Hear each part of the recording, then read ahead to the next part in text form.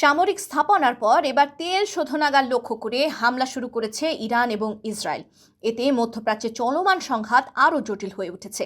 গেল ২৪ ঘন্টায় ঢেউয়ের মতো করে ইসরায়েলের আকাশে একের পর এক ক্ষেপণাস্ত্র ছুড়েছে ইরান। মোট ১২টি হামলা প্রতিহত করার সময় রাতের আকাশ আলোকিত হয়ে ওঠে।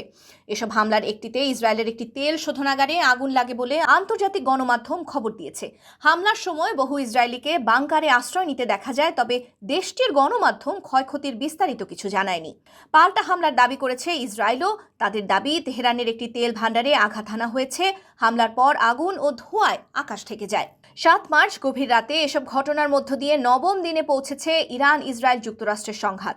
এতদিন যুক্তরাষ্ট্রের সামরিক স্থাপনাগুলোকে লক্ষ্য করে হামলা হলেও এখন তেল ভান্ডারেও আঘাত করা শুরু হয়েছে। কুয়েতের একটি বিমানবন্দরের তেল ভান্ডারে হামলার খবর পাওয়া গেছে। সৌদি আরবের সাইবা তেল ভান্ডারে ড্রোন হামলা প্রতিহত করার দাবি করেছে দেশটির সরকার।